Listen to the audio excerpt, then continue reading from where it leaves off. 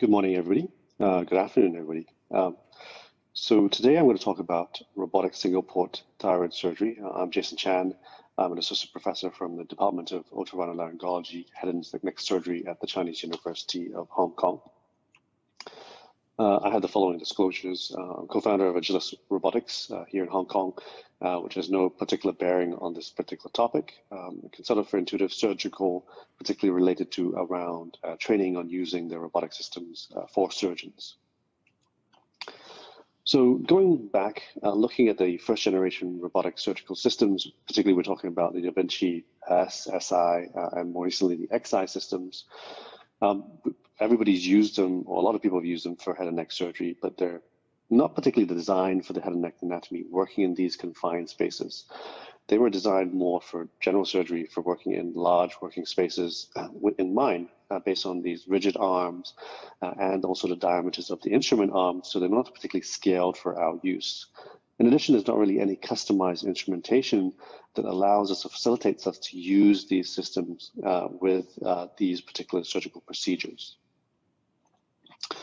More recently, you will have seen this Da Vinci SP or Da Vinci single port system over the last few years, particularly a 2.5 single cannula with a camera system.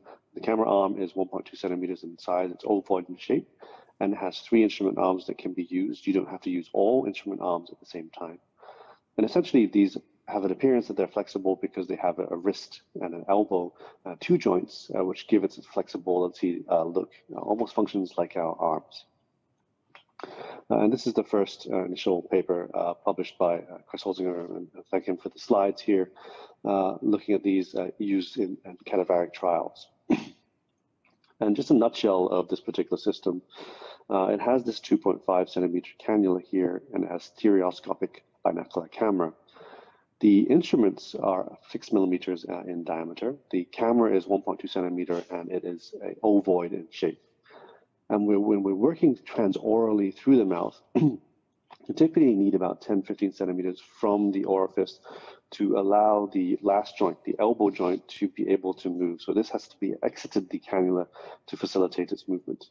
And essentially, the robotic system works in the size of a tennis ball workspace. And the instrument arms that are available to use include fenestrated bipolar, Maryland bipolars, monopolar scissors, hook cautery, spatula tip. The clip plier, which is quite large, is designed more for general surgery. And there's also a needle driver available for suturing as well. And you can see here on the right-hand side video that we have a needle driver and also Maryland bipolars. And here is a Maryland bipolar and hook cautery below, addressing a neopharyngeal stricture.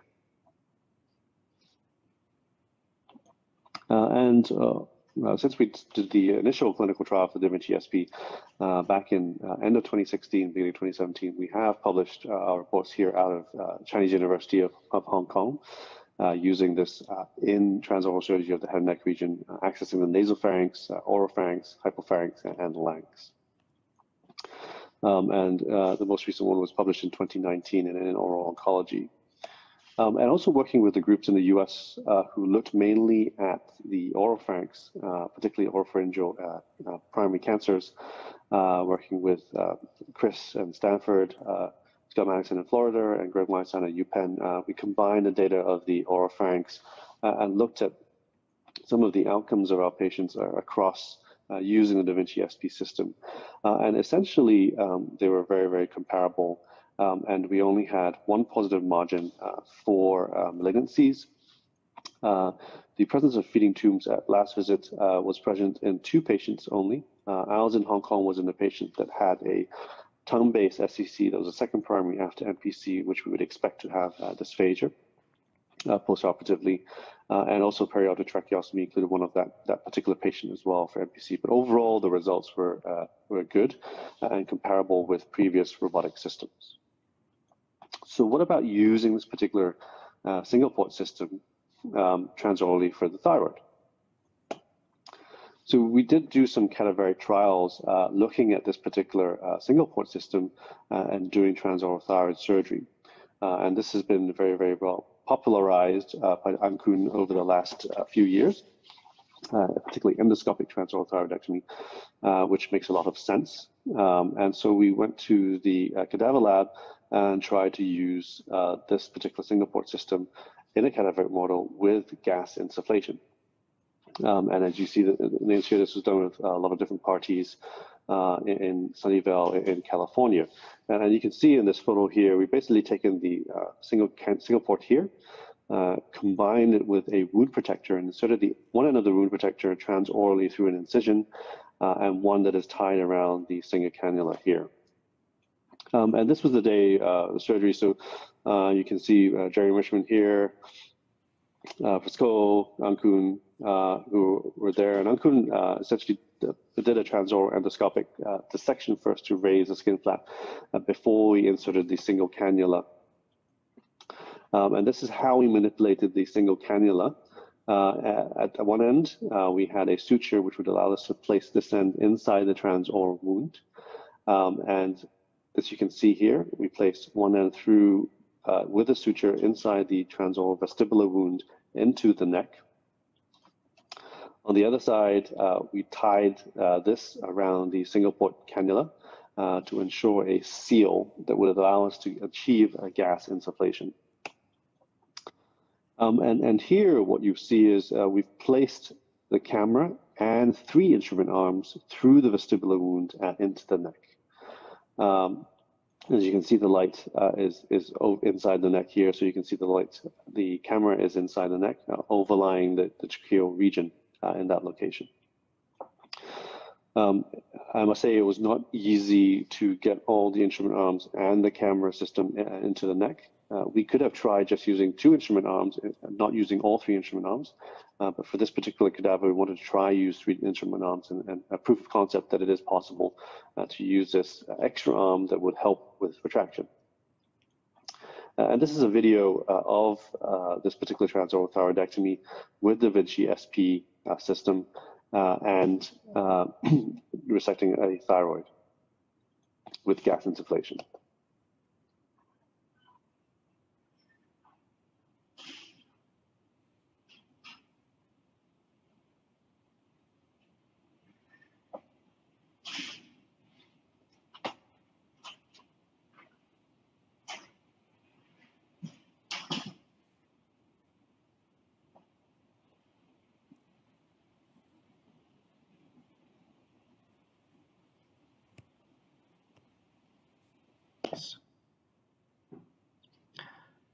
Suture is passed through a wound protector to place one end of the wound protector transorally, and the other end is tied to the single cannula of Da Vinci SP. A Kelly is used to place the suture and wound protector through the transoral wound here. Gas insufflation through the wound protector is used to allow placement of the camera and 3 instrument arms through the transoral wound. Using 3 instrument So this is with all 3 instrument arms now inside the neck. You can see here we have a fenestrated grasper on the right-hand side. The Maryland bipolar is on the left, and we have the monopolar scissors that is kind of looking from above currently right now. And we've just raised the nice straps. Now we're mobilizing the superior pole. Used to perform sharp dissection of the surrounding area. So the fenestrated grasper is grabbing the straps to one side as using as a retractor, and now grabbing the superior pole of the thyroid gland, and we're using the monopolar scissors dissecting over the trachea towards the ligaments area and mobilizing this region. And the camera gives you at most a 30-degree view, and you want to use a cobra up, so the camera is almost looking from above down below to give you a kind of a bird's eye view and better view of what is going on. And these flexible instruments, because they're not rigid, also give you a little bit more access to this particular superior pole, which is challenging during transoral thyroid surgery resections, as you go over the cricoid region.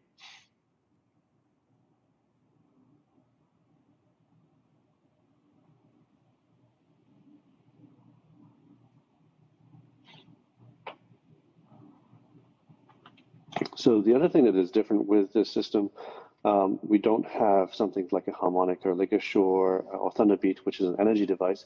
The Maryland bipolars are based on the ERBE system, and technically they should be able to manage these vessels at the superior pole with the bipolar system or the normal bipolar system that is based off of this ERBE system with the Da Vinci SP. So you can use this. If you're concerned, you can obviously take a clip applier and apply it to the superior pole vessels as well.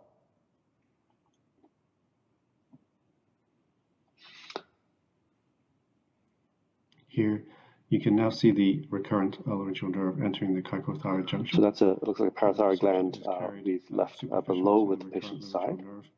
And care is taken to perform bipolar dissection away from the recurrent laryngeal nerve.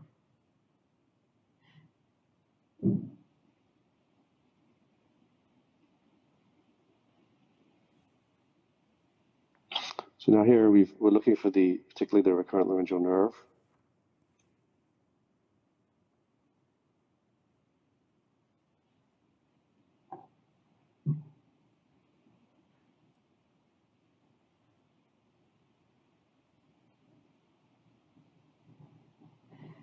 Following tracing of the recurrent laryngeal nerve, dissection of the Barry's ligament is performed with the monopolar scissors.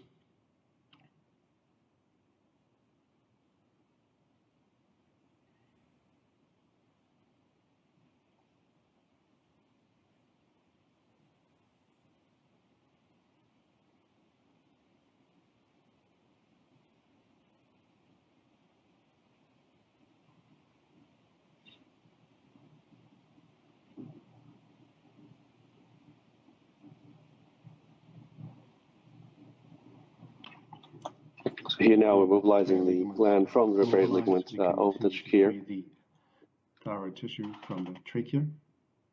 You can see and I can appreciate that this would also allow easy access to the central nodal lymph node compartment as well. And I'll stop the video here in the interest of time. And I think the other interesting, which is pioneered by Professor Cohen, and he has the most experience with the SP system in itself, clinically, and also in doing transoral thyroid. So he's definitely the expert in this area. And he pioneered the use of the gasless technique for transoral robotic thyroidectomy using Da Vinci SP system.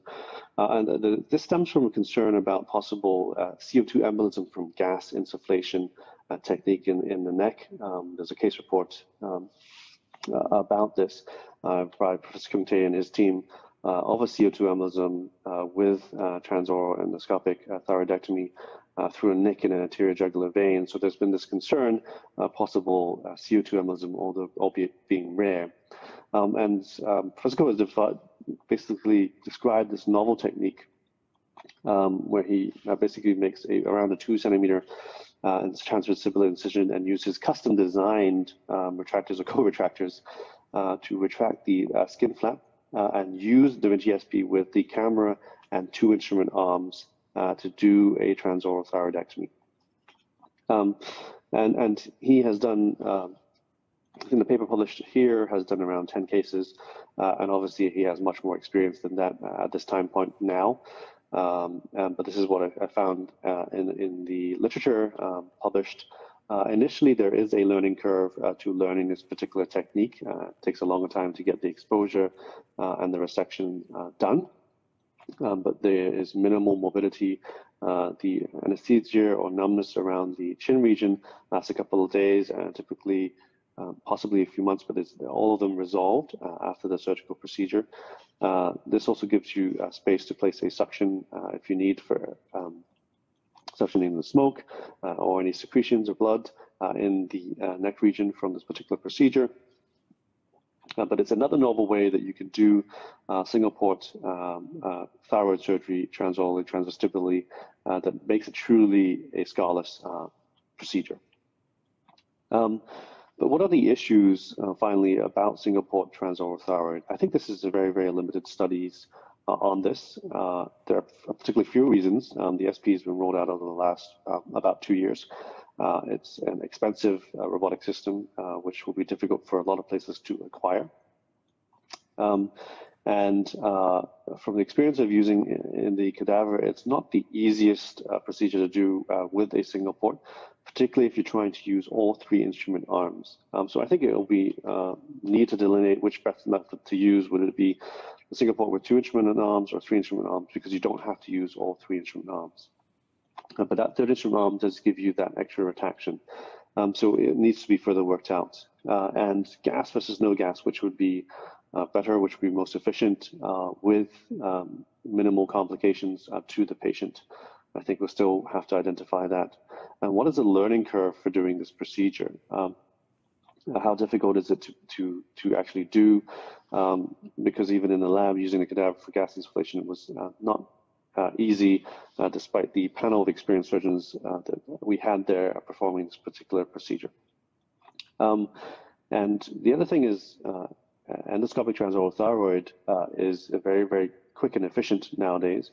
And you do have really, really high definition 4K endoscopes available that are 5mm in size. So the optical benefits may not be there, but the instrument arm that are robotized, the benefits of using that may outweigh the cost of using a robotic system. So we do need an analysis of cost effectiveness as well to use a single port in transoral thyroid. So I think these are some of the issues that need to be resolved before possibly there is an increased uptake of single port transoral thyroid robot surgery in the near future. And finally, there are more robots coming to the market. There are single ports, for example, Titan, and how this will play into the development of surgical procedures, for example, single port transoral thyroid, remain to be seen. So thank you very much for your time. Thank you.